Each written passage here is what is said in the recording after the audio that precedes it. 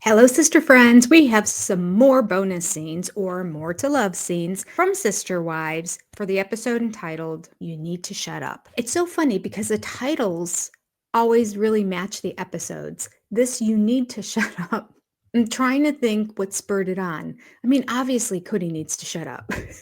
But that's every episode. This one's no different than any other ones. Actually, he said more inflammatory things in the past. And I don't think anyone else in this episode needs to shut up. Where did that title come from? Write down below if you have any idea. We're going to move on to the bonus scenes right now. And at the opening of the show, we saw Meri and her friend Jen going through the phone, looking through the apps, trying to see if they could find somebody for Meri to date. This is just a little extra bonus scene from that. What? Okay, why is this guy talking about pajamas? You know, on occasion, I will get on the stupid dating app and and be like, nope, nope, nope, nope, nope, nope, nope, nope, potential. Nope, no. He looks like he was on something. No. His name was dumb. No. Oh, God, he can't take a picture. Nope, nope, nope, nope, nope. Like, and it's weird and it's awkward, and sometimes I'll talk to people, and sometimes I'll have like 7 people that I'm talking to, and then really quickly it dwindles down to 0. And then she'll be like, look at these guys, and I'll be like, He's an axe murderer. Yeah. He's a... Yeah. Okay. He looks like the stunt double for like one of those guys in the cheesy movies. Like, yeah, he's totally a stunt double for one of those. For him. For him. For that guy. I don't have much to add about that. It was just extra footage. Let's move on to the next scene. So now we have an additional scene with Paedon talking to Christine in the kitchen. This is when he was talking about moving to North Carolina. And this is what he has to say about Madison. What was it called? What are the manipulating? Not manipulating. It's the marionette. She's the marionette of my life. She's the marionette? Secretly, she's the marionette. Oh, and I'm grateful for it, and it's wonderful, and it's perfect. So cute. I mean, one could argue that controlling a marionette is also manipulating. But I guess the way Paedon looks at it is it's a positive thing. She's the marionette maybe for the environment and everything around him to set it up for him to come, as opposed to controlling him. Maybe that's what it is. I guess that does make more sense too, along the line of, hey, come here and here are these girls. Like just her setting up opportunities for Paedon. I'm just happy that it warms his heart that she wants to help him. And it warms my heart that she wants to help him. I like how the OG kids are close. It's cute how he quickly backpedals and goes, but really, I'm not going there for the girls. I'm going there for family.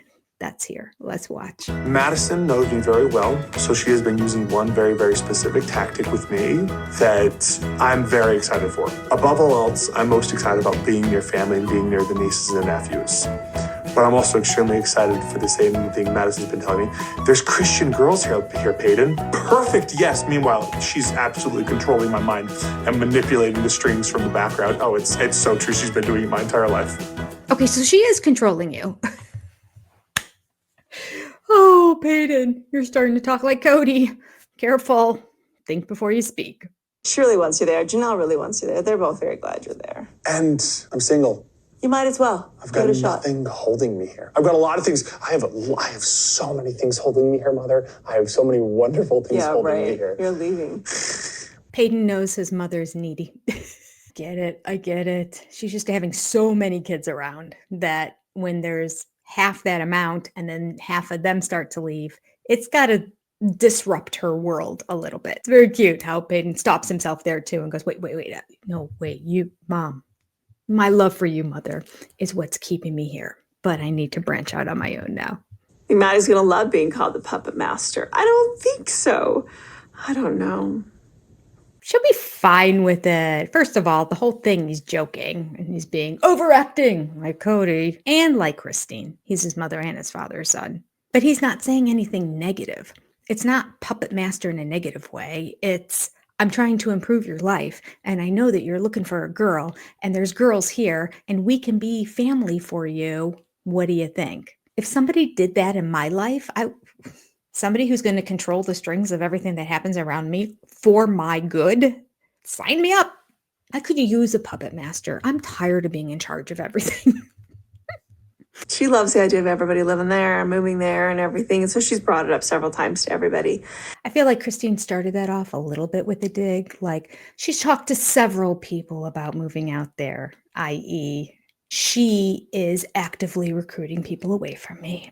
But quickly, Christine changes her tune and gives Maddie credit for doing the right thing. She just wants to see all of her siblings happy is what it comes down to. And she has felt so much happiness, and she's loved North Carolina, and she has a complete life there, and she just wants to see her siblings happy. So Puppet Master, whatever. She just wants to see them happy. So we have Kody very eloquently now explaining the process that he went through to find this house and purchase it.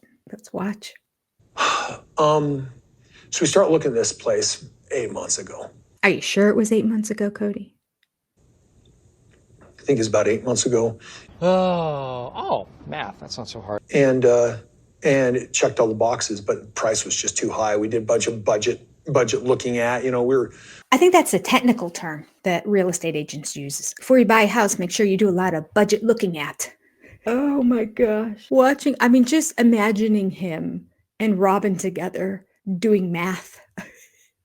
It's just so funny. How do you figure that out? When Janelle's bringing up, that Kody and I owe her something, it's like, how do you calculate? How do you figure that out? It's so confusing. Shoot, I'm out of fingers. And Kody, not the sharpest tool in the drawer. Together, what you get is a lot of budget looking at. we had a lender who's really good with us who pre-qualified us right off the bat. But Kody wants to make it clear to everybody they got qualified right off the bat. then we got going, no, we got our retirement, just going through the checklist of financial concerns. And Kody was concerned about retirement. Do we think that Kody's actually putting money into a retirement plan for he and Robyn? No way. I find it hard to believe. Money just slips through that man's fingers. And I can see him tapping into a 401k or an IRA like that to get money to clothes, to get money to buy furniture, to get money for anything. That's my opinion, but I don't know. What do you think? Well, the price dropped. Price dropped? How much, Kody? 25%. Math is hard.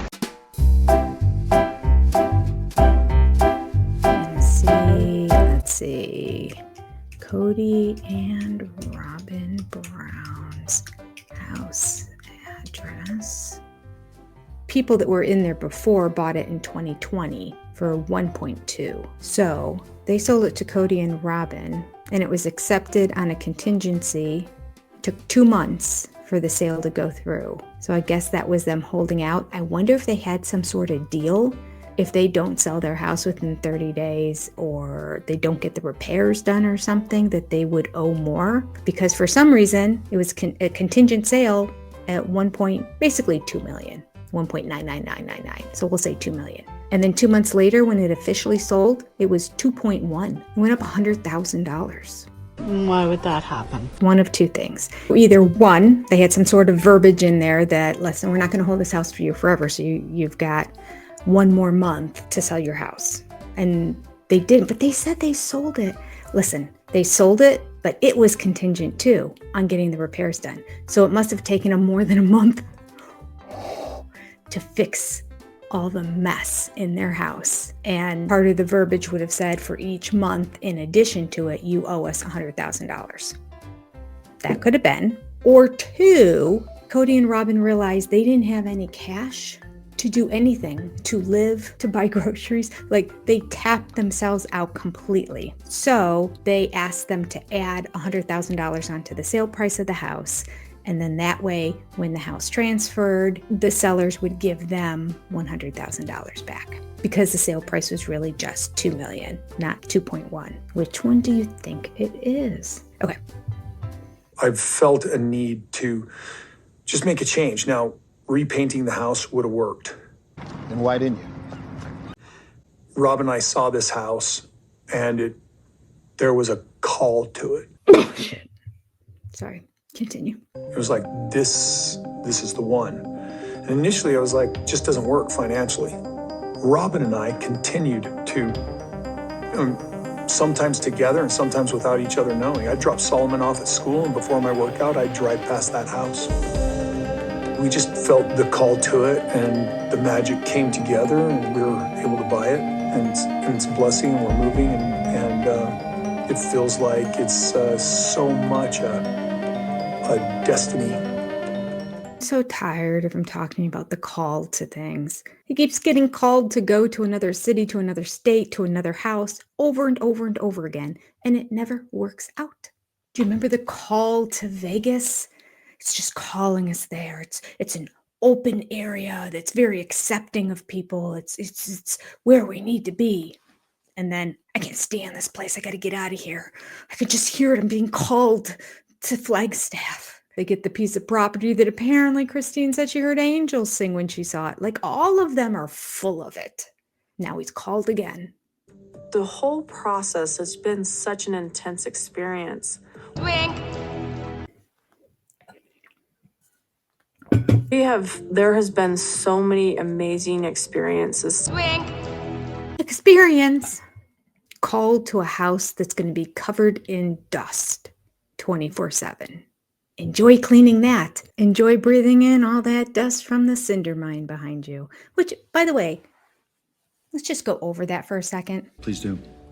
So Kody and Robyn's house is about a quarter of a mile from a cinder mine. A cinder mine is an old volcano that they dig down, and they get these cinders for, I don't know. I can't even tell you. I don't even remember all the details of it, but there's a lot of big, heavy machinery, a lot of noise, not quite as peaceful as what they had back near the Coyote Pass Prairie Poop area. So, doing a general AI overview, it says, living near a cinder mine poses significant health and environmental risks, primarily due to air and water contamination from mining activities and potential ground instability. The specific risks can vary depending on the mine's operations and regulations and local government, but overall general caution is advised. And apparently, I read online that this particular mine has a lot of problems. Thus, the reason the house that they moved into has been sold and sold and sold and sold something like 5 times in the last 15 years or something along that line. People just keep moving out. I guess I could look that up on Zillow too, but trust me, people don't stay very long. Okay, what are the health hazards of it? Well, airborne dust, number 1. Mining processes like blasting, drilling, and hauling can release large amounts of matter into the air. Prolonged exposure to these fine particles can lead to severe health issues for residents in nearby communities. Do you think a quarter of a mile is nearby? I think so. Specifically, under airborne dust, it says silicosis, and that is if the cinders contain crystalline silica, inhaling the fine dust can cause silicosis, a progressive and incurable lung disease. Oh, they did not do their due diligence on this house. Second thing the airborne particles can cause: respiratory illnesses. The dust can cause or aggravate other respiratory conditions, including asthma, chronic obstructive pulmonary disease, bronchitis, and lung cancer. Let's just remember, the reason why Robyn was so scared of COVID is because she had some sort of breathing issue thing going on, and poor Solomon had RSV when he was a little boy, so they're very concerned about their breathing. Thirdly, cardiovascular disease. Long-term exposure to particulate matter has been linked to a higher risk of heart disease, stroke, and cardiac arrest. Lovely. What else? Oh wait, I'll tell you what else. Other health hazards of living near one of these mines are toxic substances.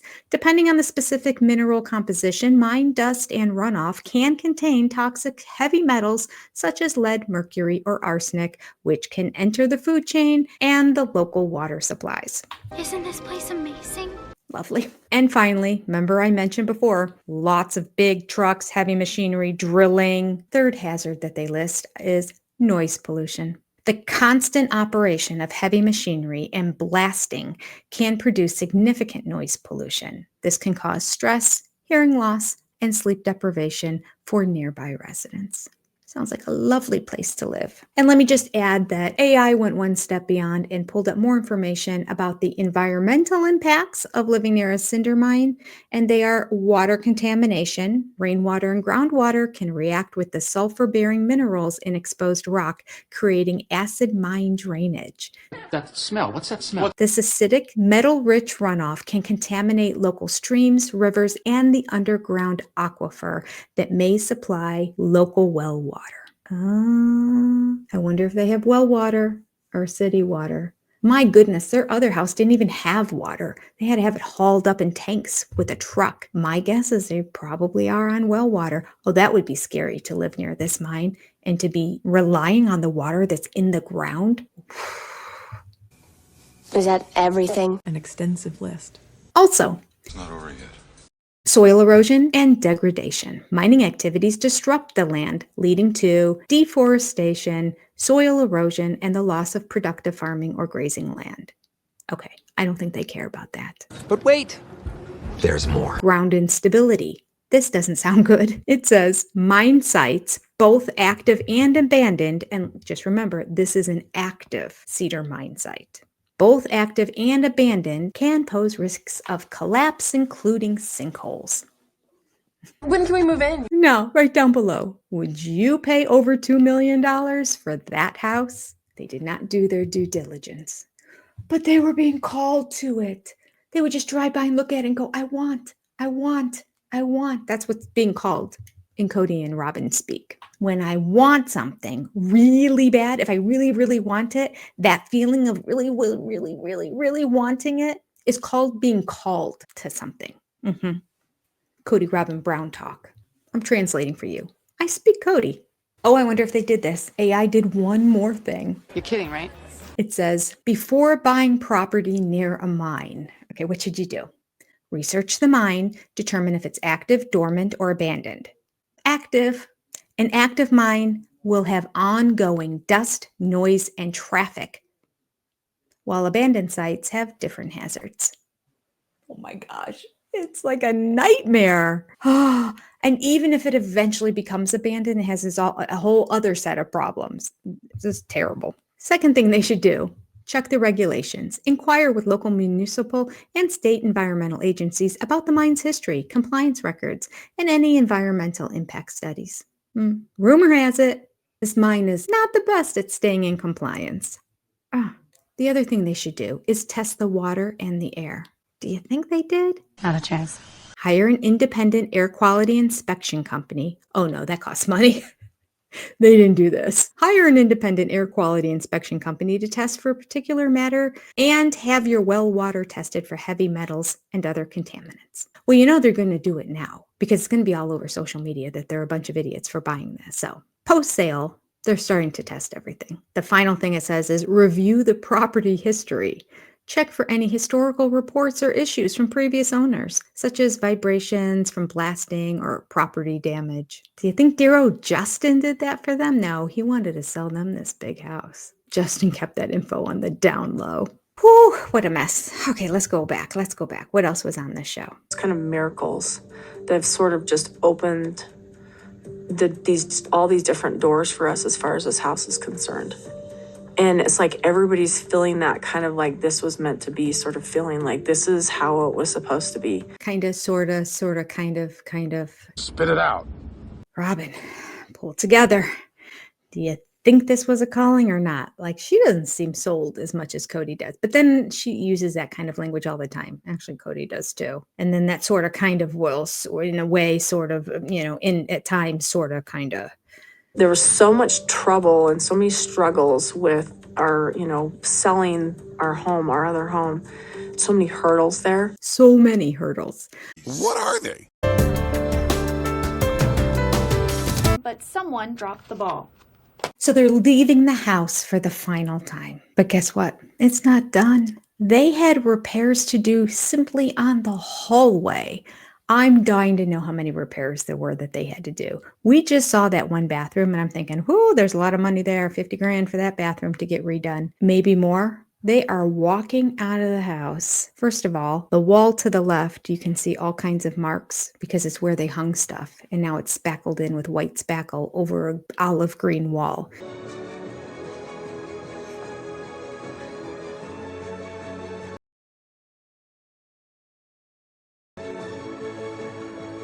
So you know the holes and the repair, it's going to look like somebody took an Uzi in their living room and all around their house because of the vast number of pictures that they had hung. But then take a look at them leaving. Now the floors are completely covered with paper and tape. I think that's because it still needs to be painted. They're going to repaint the whole place. I think they had to fill in all the holes and pay for painters to come and repaint the whole thing. But there was some major constructional problems simply with the wall. So if you look to the right, Kody turns off the light, and then look on the bottom right part of the wall. It's all fresh new drywall that was put up. They had to cut it all out. Was there a flood? And maybe there was mold behind there too? I don't know. But on top of it, they had to replace the wood trim along the side of the door. There's a fresh new piece of wood there. Doesn't look anything like the rest of the door or trim. So that's going to have to be stained to match everything else too. The work is not done in this house. It is crazy. So either this leaving scene is completely fake, which I don't know if I believe just because it is quite empty. Like, it looked like they got everything out of there, or they were able to get a bridge loan so that they could get into the other house and then continue to do the repairs in this house. You should have seen they trashed the whole house. They have their work cut out for themselves, and they think they're doing all this work and then leaving it all behind, and everything's going to be glorious until Cinder City welcomes them into their new house. Oh, it's going to be interesting. Okay, that's all we had for the More to Love episode. Thank you for watching all the way to the end. I appreciate you, sister friend. Take a moment, hit the like and subscribe button, and leave me a comment. I appreciate you. Take care. God bless. Adios, and I'll see you next time.